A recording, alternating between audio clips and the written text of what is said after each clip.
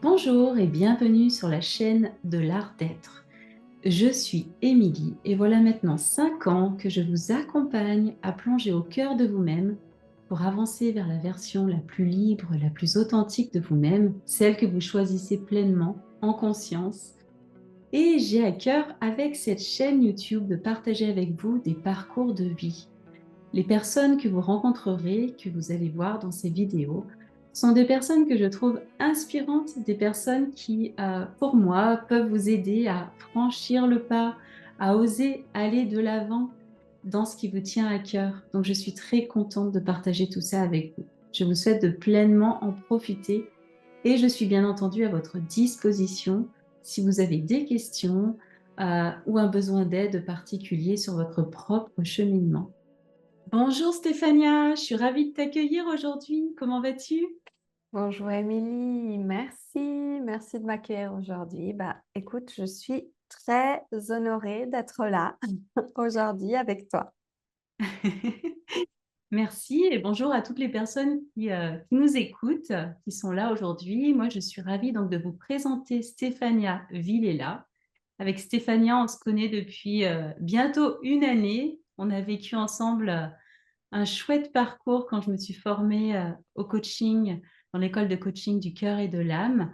Et donc, j'ai beaucoup de plaisir aujourd'hui à inviter Stéphania.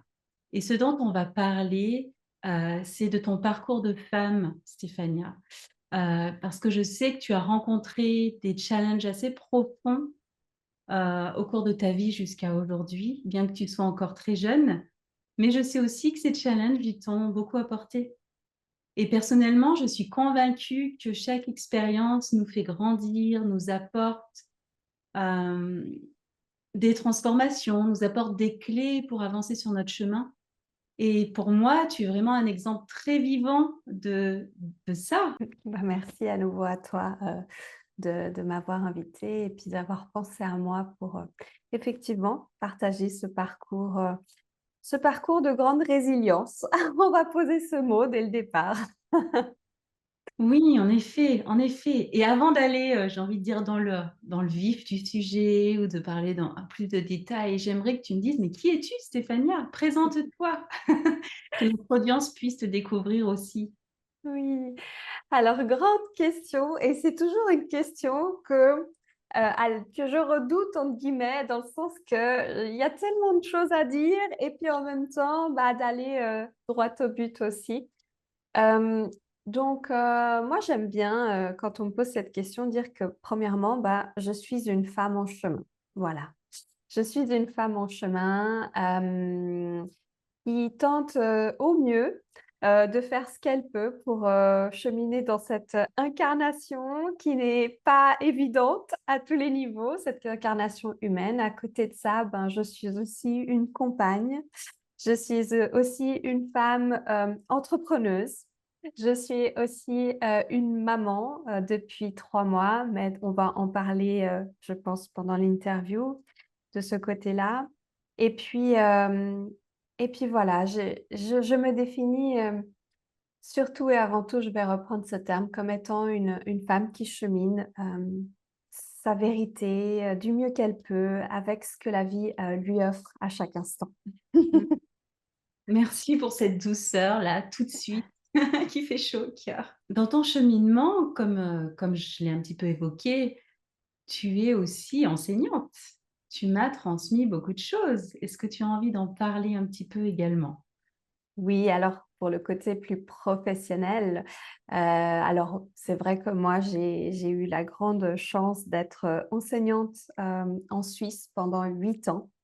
Ça a été vraiment, ce que j'ai fait pendant ma première vie et puis, c'est vrai que, il y a maintenant 4 ans, j'ai décidé de prendre un virage à 360 degrés dans ma vie, et puis de quitter l'enseignement. Alors moi, j'aime bien, dire que je suis née pour transmettre, je suis née pour enseigner, c'est vraiment ce qui m'anime. Maintenant, c'est vrai que les valeurs de l'école telle qu'elle est construite aujourd'hui, telle qu'elle est pensée aujourd'hui, n'était plus alignée avec mes valeurs profondes et c'est vrai qu'il y a 4 ans, j'ai fait ce choix, de pouvoir me lancer dans une nouvelle aventure. Et donc aujourd'hui, j'ai la chance, depuis 4 ans, d'être formatrice notamment, dans l'école de coaching du cœur et de l'âme d'André Roberti, de pouvoir organiser des retraites pour les femmes en sexualité, sacrée et en chamanisme et puis de pouvoir accompagner au quotidien des personnes, voilà, dans des accompagnements plus individuels. Voilà, donc c'est ce que je fais aujourd'hui effectivement d'un point de vue professionnel. Et alors toi, un de tes mantras, c'est que ton histoire, c'est ton pouvoir. À quel moment tu as réalisé cela? Oui, ça c'est vraiment un mantra, mon mantra de puissance comme j'aime l'appeler, et c'est quelque chose que je transmets énormément, aux personnes que j'accompagne, de pouvoir, réaliser à quel point, ce que l'on a vécu dans notre parcours de vie, eh bien, ce n'est pas anodin et puis avant tout, ben, de dire que finalement chaque expérience que la vie nous propose, ce sont vraiment des expériences, des opportunités de grandir, d'évoluer, de devenir, une version la plus élevée de nous-mêmes, de notre être.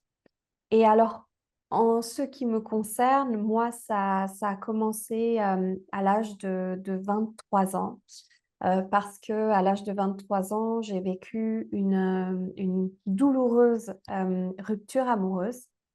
Et à ce moment-là, cette rupture amoureuse, ben, elle a été douloureuse effectivement, mais ça a été aussi un énorme cadeau dans ma vie puisque, comme j'aime aussi le dire aujourd'hui, un cœur qui est brisé est aussi un cœur qui est ouvert. Donc ça m'a permis de d'ouvrir mon cœur et surtout et avant tout d'aller voir, toutes ces blessures qui étaient en moi, que je tentais tant bien que mal de mettre sous le tapis, de faire l'autruche et puis ça a vraiment, remonté à la surface, si je puis dire, toutes ces choses que j'essayais d'occulter. Donc moi, ça a vraiment été à partir de là où j'ai commencé à me poser, des vraies questions entre guillemets, où je suis vraiment allée chercher le sens de tout ce que cette rupture me faisait, revivre et ramener à la surface. Et justement, alors est-ce que tu serais d'accord là pour nous parler de ton parcours de femme? Cette rupture finalement a fait remonter et puis depuis, comment ça s'est passé pour toi? Bien sûr. Donc alors moi, ce qui s'est passé donc à mes 23 ans suite à cette rupture et bien, ça a fait vraiment remonter mes traumatismes de l'enfance, dont un grand traumatisme qui est donc l'abus, sexuel. Que j'avais, tenté vraiment de masquer parce que, comme j'avais vécu ça, très, très jeune et bien, j'avais, tenté dans mon inconscient de pouvoir, vraiment faire passer ça comme un espèce de mauvais rêve. Hem et puis donc j'ai cheminé pendant 23 ans de ma vie en essayant vraiment de m'auto-persuader que tout ça n'était qu'un cauchemar, un mauvais film et que finalement c'était peut-être moi qui m'inventais des choses. Mais ce que j'aime aussi transmettre aujourd'hui aux femmes, c'est que notre corps a une sagesse bien plus grande, bien plus vaste que notre mental humain. Et moi, à ce moment-là, c'est vraiment la mémoire de mon corps qui a commencé à se réveiller et qui a commencé à me dire, à tirer le signal, d'alerte en me disant: «Stéphania, tu as beau essayer de mettre ça tout sous le tapis, tu as beau essayer de faire l'autruche, mais là, je vais commencer à te parler et à te dire qu'il y a des choses qu'il est question d'aller voir». Alors pour moi, ça s'est présenté de la façon où j'ai commencé à, avoir énormément d'infections urinaires, à avoir des saignements, à faire du vaginisme aussi. Donc ça a été une période très compliquée, avec ce partenaire de l'époque et puis au moment où donc cette rupture a eu lieu et bien, ça a aussi marqué le début, comme je le disais, de mon chemin de conscience, de mon chemin de guérison, dans le sens que Hem, à ce moment-là, je me suis dit: «Écoute Stéphania, tu peux continuer à faire l'autruche, et puis faire comme si rien ne s'était passé, comme si ça n'existe pas, comme si ça n'existait pas, mais ce sera quelque part un disque rayé infini dans ta vie avec, bah, voilà, tes futurs partenaires. Ou alors tu peux décider d'emprunter un nouveau chemin dans lequel tu vas vraiment aller regarder en conscience, ce qui est à regarder. Et c'est ce que j'ai décidé. Donc, hem, comme je le raconte aujourd'hui, j'ai décidé donc de me faire suivre dans un premier temps par, une psychologue à l'époque et puis je me suis fait suivre pendant 3 ans. Et j'aime bien raconter cette anecdote parce qu'au bout de 3 ans, cette, psychologue et bien, un jour, elle me reçoit à son cabinet comme d'habitude et moi, comme j'ai fait des études aussi en psychologie, en sciences de l'éducation, ben, comme j'aime le dire, j'ai tout allait très vite en fait au niveau mental. Donc j'avais compris les mécanismes, j'avais compris ce qu'elle essayait de me faire, comprendre et au bout de 3 ans, cette, psychologue me reçoit et me dit: «Écoutez Stéphania, j'ai un problème dans le sens que je sens que j'arrive au bout avec vous puisque je ne sais plus comment vous aider et on va devoir arrêter, le suivi» et ça a été une énorme déception pour moi à l'époque puisque j'étais très jeune, hein, j'avais, 25 ans, bientôt 26 ans. Hem Et puis en même temps, ça a été aussi un énorme cadeau que cette femme m'a fait, que je ne réalisais pas à ce moment-là, puisqu'elle m'a quelque part redonné mon pouvoir personnel en me disant: «Ben, finalement, la seule et unique personne qui va vraiment pouvoir te sauver, te guérir, te libérer, eh bien, c'est toi-même. Et c'est en allant regarder en toi que tu vas vraiment trouver les clés». Et à ce moment-là, comme je l'expliquais, j'ai été déçue, mais en même temps, j'ai compris une chose, c'est que j'avais tout compris au niveau du mental, certes, mais je n'avais rien compris au niveau du corps. Mon corps, lui, n'avait rien compris et moi, je me sentais pas du tout guérie et libérée de ces blessures. Donc c'est là aussi où j'ai pu, voir qu'il y avait un autre chemin qui existait, qui est, la voie du corps et c'est ce que je transmets aujourd'hui aussi aux femmes. Et donc la voix du corps, on a envie d'en savoir plus maintenant. Comment ça s'est manifesté pour toi? Qu'est-ce qu'il y a eu après qui fait que tu as trouvé ce cheminement finalement, suite à cette déception finalement? Eh bien, justement, c'est là où j'ai commencé à chercher d'autres voies Mmh. qui n'allaient pas uniquement venir nourrir mon mental, mais qui allaient, venir, toucher, chercher bien plus profondément ici la voix du corps. Et alors comme, j'aime aussi le dire, quand l'élève est prêt, le maître apparaît. C'est ce qui s'est passé sur mon chemin. J'ai eu la chance suite, donc à cet arrêt du suivi thérapeutique, de rencontrer un homme qui a été un homme, déterminant sur mon chemin de femme puisque, il m'a initiée à ce qu'on va appeler le tantra et donc, le tantra, ça fait partie de la voie des arts intimes et corporels, et qui aujourd'hui, est beaucoup, connu comme étant une voie de la sexualité, uniquement de la sexualité. Mais il faut savoir que le tantra, la philosophie du tantra est bien plus vaste, bien plus grande que simplement, liée à la sexualité parce que finalement le tantra, c'est, l'union divine de notre masculin, et de notre féminin.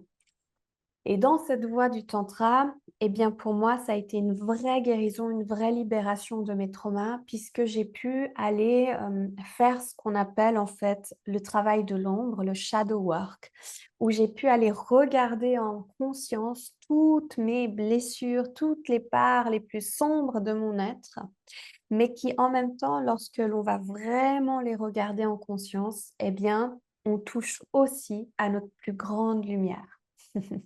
Et moi, ça m'a vraiment permis d'aller libérer, énormément de choses qui étaient donc, bah, bien évidemment stockées au niveau de mon bassin, de mon utérus, de ma sexualité et qui m'ont permis par la suite, d'avoir déjà un rapport beaucoup plus apaisé avec moi, avec mon corps, de aussi rééquilibrer mes énergies masculines, féminines, parce que j'étais une femme très, très, masculine dans l'énergie, dans l'action, dans le faire, dans, pas du tout cette ouverture du cœur.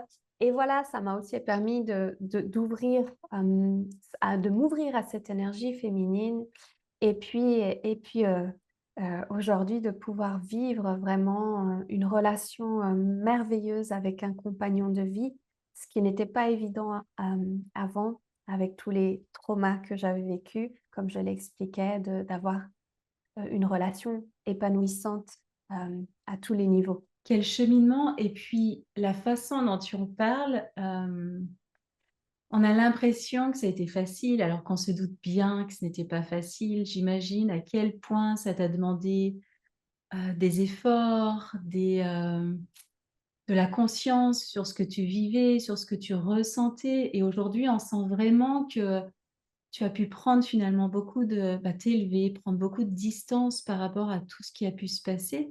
Comment est-ce que tu as trouvé cette force, en fait? Qu'est-ce qui t'animait pour avancer ce chemin dans cette libération? Alors, ma force, je l'ai trouvée, au moment où, suite donc à ce merveilleux cadeau que cette thérapeute m'a fait, qui était à l'époque pas du tout un cadeau pour moi, eh bien, j'ai décidé de faire un tour du monde. C'était un petit peu ma façon à moi de me reconnecter aussi avec quelque chose de bien plus grand et de me reconnecter à moi. Et à ce moment-là, juste avant de partir, eh bien, je m'en souviens avec longtemps, j'ai décidé de révéler tout ça à mes parents parce que mes parents ne le savaient pas. Et donc, ce jour-là est un jour, très difficile, hein, au niveau familial, comme tu dis, parce qu'évidemment, dans ce cheminement, aujourd'hui, j'en parle avec beaucoup de hauteur, mais c'est vrai que quand on le traverse, c'est pas évident et je trouve ta question très pertinente. Donc ça a été vraiment un moment douloureux à passer, mais un moment qui a été, aussi décisif dans le sens que, on a pu aussi récupérer dans la famille un lien d'égal à égal. J'ai arrêté ce jour-là, tu sais, d'être la gentille petite fille de papa, maman, qui essaye de tout bien faire, qui ne s'autorise pas à être elle-même, qui ne s'autorise pas à sortir des lignes. Et donc ce jour-là, c'était vraiment un peu mon coming out, mon émancipation. Et puis ce qui a été très, très beau, c'est que ça nous a vraiment permis avec ma maman d'avoir une discussion de femme à femme et c'est là où j'ai pu vraiment découvrir que finalement cette histoire qui était la mienne n'était pas seulement mon histoire, mais qui était l'histoire aussi de ma lignée de femmes. Et c'est là où, pour moi, le transgénérationnel est très, très important aussi à les regarder parce que finalement, moi, ce que j'ai fait en étant le mouton noir de la famille, c'était vraiment de pouvoir déterrer tous ces cadavres, tous ces non-dits, toutes ces choses un peu cachées dans les familles dont on ne parle pas, mais que tout le monde ressent et surtout quand on se transmet, hein, comme cette espèce de, de, de sac poubelle et on ne sait pas ce qu'on transporte, mais on sait qu'on transporte des choses qui sont lourdes. Et donc là, ça m'a vraiment permis de ramener énormément d'amour et de compassion aussi pour ma mère, pour mes grands-mères, en me disant: «Mais waouh, Stéphania, en fait, tu es en train de te libérer, mais tu es en train de libérer toutes les générations passées et surtout toutes les générations à venir. Tu es en train de changer le cours de l'histoire». Et à ce moment-là, pour revenir à ta question, ma maman m'a dit une chose que je n'oublierai jamais. Elle m'a dit: «Mais tu sais, Stéphania, avec le temps, on finit par oublier ce qui s'est passé». Et alors moi, ça m'a vraiment, tu sais, procuré un feu intérieur là, dans mes tripes, un truc qui est monté, une colère qui et en même temps une envie une rage de vivre aussi, qui m'a fait dire à ma maman: «Mais jamais, jamais je n'oublierai, jamais je ne me tairai». Et Mmh. moi, Stéphania, je vais vraiment à partir d'aujourd'hui, faire tout ce qui est en mon pouvoir pour m'aider déjà, mais aider toutes les autres femmes en parlant de de toutes ces choses tabous dont on ne parle pas, mais qui sont tellement importantes pour, nous guérir et à nouveau guérir les générations passées et surtout guérir les générations futures. Bravo, vraiment bravo du fond du cœur pour ce cheminement parce que tu nous en parles comme ça, avec ton grand sourire et j'ose à peine imaginer effectivement le feu, la colère que tu as pu ressentir et en même temps, oui, ça t'a donné l'élan finalement de continuer. Merci de nous partager tout ça à cœur ouvert, Stéphania, parce qu'effectivement, l'amour, la relation de couple, la fertilité, c'est des sujets qui sont beaucoup d'actualité et pas simples dans notre quotidien. Pas c'est pas magique tout ça en fait. Ça demande effectivement beaucoup de conditions qui se réunissent et c'est pas simple. Donc, merci pour ce beau message que tu Mmh. partages là. Et là, j'en reviens un petit peu à la relation que tu vis aujourd'hui avec ton compagnon. Je sais que vous avez eu le projet hein, de devenir parents. Oui, Et voilà, est-ce que tu serais OK pour nous en parler aussi, oui, bien votre sûr. expérience sur ce sujet? Parce que souvent, c'est un petit peu l'expérience qui suit quand on est dans un couple épanoui. Après arrivent les projets et potentiellement les projets de famille, de vie Mmh. familiale. Ouais, avec grande joie. Alors, avec mon compagnon, déjà, ça a été une rencontre très particulière, hein. C'est ce qu'on appelle, les liens d'âme parce que je ne l'ai pas énoncé, mais je suis aussi lectrice des archives akashiques. Ça, c'est un merveilleux don qui m'a été donné, sur mon chemin, enfin, que j'ai reçu sur mon chemin suite, notamment à cette rencontre dont je te parlais, hein, cette rencontre particulière, j'ai vécu, ce qu'on va appeler une montée de Kundalini. Donc c'est vraiment la Kundalini, pour ceux qui ne le savent pas, c'est notre énergie de vie qui se trouve à la base de notre coccyx et donc j'ai vécu une montée de Kundalini et du jour qui extrasensoriels se sont ouverts et alors, je parle de ça parce que, sur cette voie des archives akashiques et bien, j'ai aussi pu, c'est ce qui m'a énormément aidé à prendre de la hauteur, hein, de pouvoir, comme tu disais, de voir le la scène de la vie de plus haut et de comprendre aussi quels sont les enseignements, hem, qui nous sont donnés, de comprendre à travers les expériences, que l'on traverse. Et voilà, donc avec mon compagnon, c'est, ce qu'on va appeler un lien d'âme. On s'est rencontrés d'une manière très particulière, tu sais, c'est ces moments de la vie où tu as l'impression que, la vie, elle joue un petit peu en se disant: «Bah, voilà, on va vous placer au bon endroit, au bon moment pour que de toute façon, eh bien, vous vous rencontriez». Donc c'est ce qui s'est passé pour nous. Et de là, les choses se sont très, très vite, enchaînées effectivement. Alors, il faut savoir que mon compagnon et moi, on a un grand écart d'âge, donc on est très, très différents. Donc si on reste justement d'un point de vue, mental et humain, tout nous laisserait penser que, on n'est pas du tout fait pour être l'un avec l'autre et en même temps, nos âmes se sont tout de suite reconnues et à partir de là, ce qui a été très beau, c'est que moi, donc j'ai eu la grande chance avec, toutes ces capacités extrasensorielles de pouvoir connecter avec, l'âme de ce qui allait devenir notre futur bébé. Il est déjà venu, me rendre visite une année avant sa conception en me disant: «Bah, voilà, moi je suis là, énergétiquement parlant. Moi, je vous ai déjà choisi comme parents et puis du coup, préparez-vous parce que, je vais arriver». Donc nous, on a dû cheminer, d'un point de vue humain pour, se préparer à accueillir ce petit être qui allait arriver. Et puis, ce qui a été beau, c'est que moi, j'avais énormément de résistance, hein, de par mon parcours, comme je te le partageais, de femme, où j'avais, encore une énorme peut-être peur de transmettre des choses. Et ça n'a jamais, comme j'aime le dire, ça n'a jamais été un objectif en soi, pour moi d'avoir un enfant. Donc on a vraiment laissé ouvert. Et puis le moment où moi je me suis posée aussi, avec moi-même et puis que j'ai pu discuter avec cette petite âme, je transmets ça parce que Je sais qu'il y a beaucoup de femmes, notamment dans mon entourage, qui souhaitent devenir maman, qui vivent des chemins où c'est pas facile de devenir maman, notamment au travers d'infertilité ou autre. Et c'est quelque chose que je partage en leur disant: «Mais tu sais, si une petite âme t'a choisi, tu peux aussi lui parler avant son arrivée pour qu'elle puisse, hem, accepter de descendre si tel est son chemin». Et c'est ce qui m'est arrivé donc, au moment où je me suis sentie prête et bien, j'ai simplement parlé à cette petite âme. J'ai dit: «OK, moi j'ai peur, c'est vrai, j'ai peur de mal faire, je ne sais pas, j'ai l'impression que c'est quelque chose de grandiose, et que je ne serai jamais vraiment prête, mais mais c'est OK pour moi». Et 1 mois plus tard, donc je suis, effectivement, tombée enceinte. Et voilà, cette petite âme est venue donc me dire qu'elle s'était bien installée, au travers d'un rêve, donc ça a été très beau. Et alors, ce petit être? Et alors donc pour l'histoire, voilà, ce petit être s'est installé.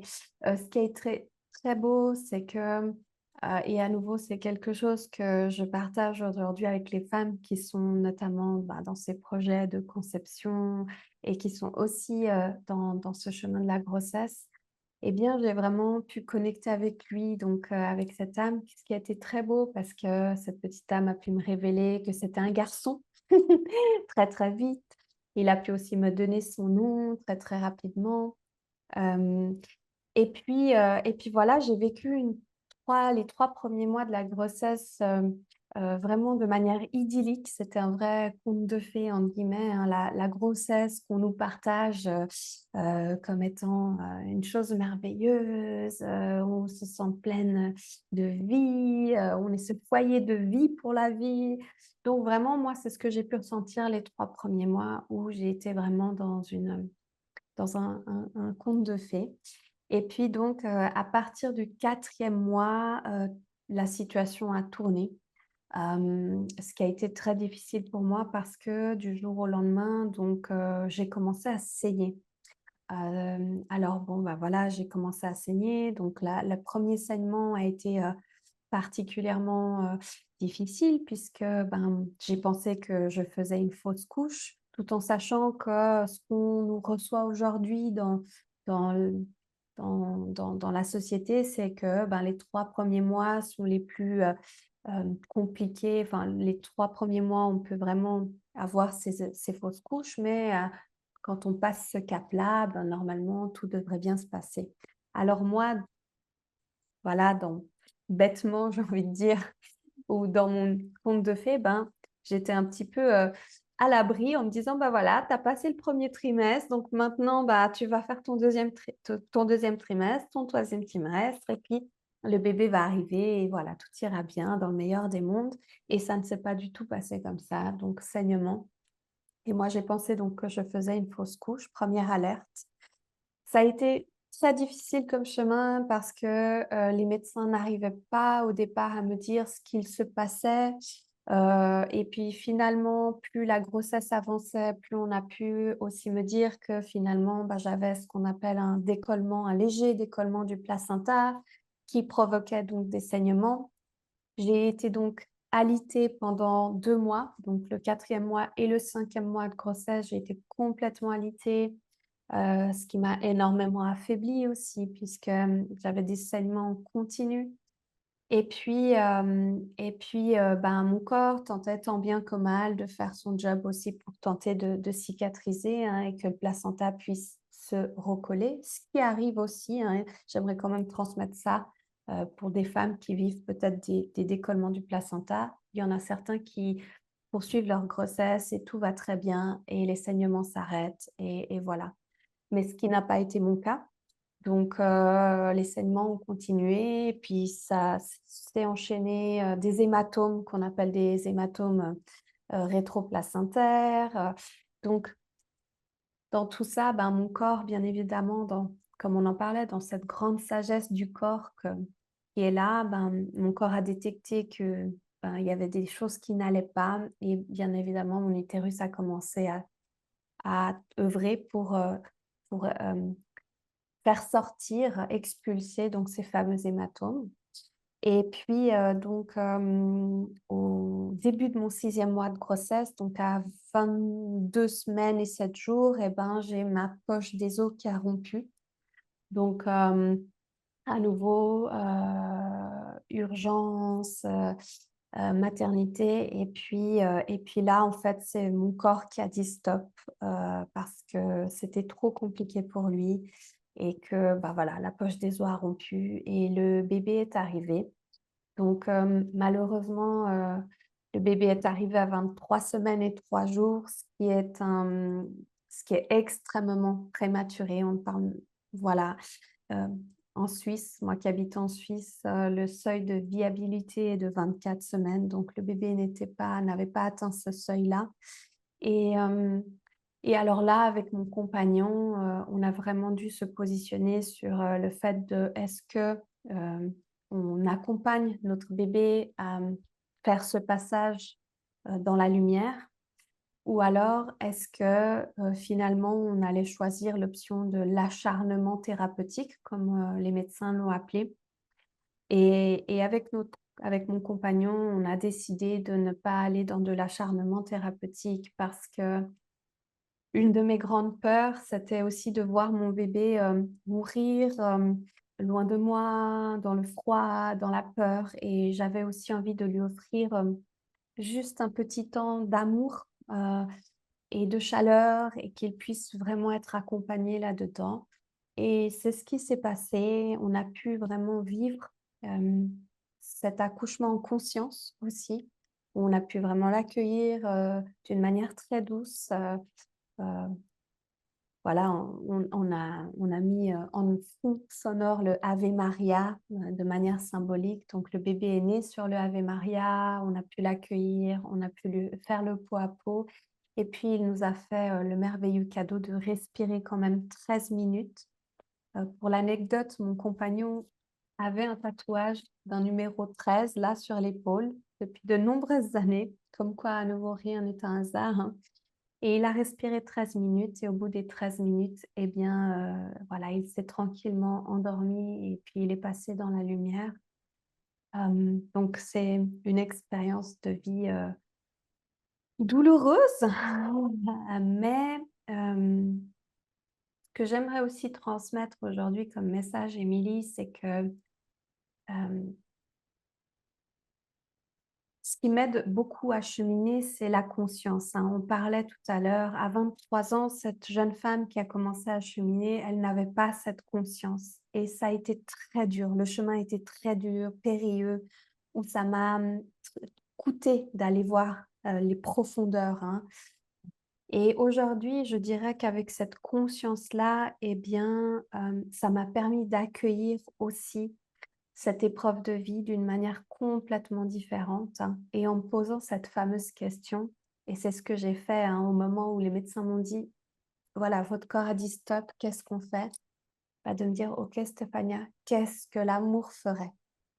Qu'est-ce que l'amour ferait? Est-ce que l'amour s'acharnerait ou est-ce que l'amour laisserait partir?» Et pour moi, dans mon cœur, bah, ça a été: l'amour laisse partir, l'amour ne s'acharne pas. Celui qui s'acharnerait, c'est ton ego, de vouloir absolument garder ce petit être dans des conditions qui n'auraient pas été les meilleures conditions pour lui. Mais à nouveau, j'aimerais aussi rajouter il n'y a pas de jugement derrière par rapport aux gens qui nous regardent parce que, bien évidemment, des personnes vont choisir de garder et c'est complètement juste aussi. Absolument. Et d'ailleurs, vous êtes en train d'écrire un livre avec ton compagnon, Oui, n'est-ce pas? Un livre à 4 mains. c'est Tu peux nous ça. en dire un mot ou 2 avant qu'on clôture l'interview? Oui, alors ce livre, bon, alors c'est un, comme j'aime l'appeler, c'est un bébé idée, hein, qui nous est venu suite donc, à l'accouchement, voilà, et à la perte de notre bébé. Donc ce livre, va donc être, va raconter l'histoire, de notre parcours, et puis donc va retracer aussi l'histoire de ce petit éclair de lumière, comme on aime l'appeler. ce petit éclair de vie qui a été là pendant 5 mois avec nous in utero et puis qui nous a offert 13 minutes de souffle de vie avant de repartir tel un éclair de lumière dans les étoiles. Et puis alors pour nous, c'était important de l'écrire à 4 mains parce qu'on s'est rendu compte qu'aujourd'hui, on donne beaucoup la parole aussi aux femmes, effectivement, concernant cette question de la maternité. Mais les hommes sont un peu les grands oubliés aussi de ce chemin-là. Et les hommes, souffrent autant que nous les femmes, différemment, mais tout autant. Et c'était aussi important pour moi, pour nous, d'honorer ce chemin du masculin et du féminin.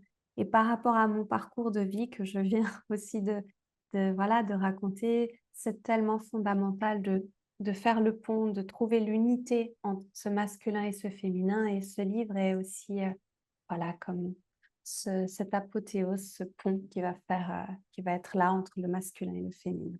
Voilà. Oh, j'ai hâte de le découvrir. À suivre, à suivre. Super. Bah, écoute, Stéphania, je te remercie énormément pour tout ce que tu nous as partagé. Personnellement, je trouve ton parcours de vie très inspirant et comme je le disais, j'espère vraiment qu'il va permettre aux personnes qui nous écoutent, ben voilà, de se découvrir, d'avancer vers leur chemin avec plus de sérénité, d'espoir, de positivité, parce que forcément, oui, la vie nous met plein d'embûches sur notre chemin, quelle qu'elle soit, et trouver des moyens de se relever, de contourner, de passer, de s'élever, c'est hyper important et tellement transformateur et puis gratifiant en fait quand on y est. Et donc ton témoignage est très inspirant, je trouve, dans ce cadre-là. Et donc toi, comme tu l'as mentionné, tu proposes de l'accompagnement en individuel pour les femmes, tu organises des retraites, tu fais des lectures akashiques, ce livre va sortir. Mais si on veut te contacter, comment on fait? Comment on fait pour te suivre? Alors, c'est très simple. Moi, je suis très active sur Instagram, donc on peut me trouver sur Instagram sous Esprit Femme, donc Esprit au singulier, Femme au pluriel, puisque mon but, c'est aussi de partager l'histoire de l'esprit des femmes, hein, dans ce dont je partageais, ce transgénérationnel et tout ce que nous vivons dans ce corps de femme. Et puis, on peut aussi me retrouver donc sur mon site internet www.stephaniavillela.com. Super, super, super. Merci Stéphania. Et puis à très bientôt. Merci à toi. Merci.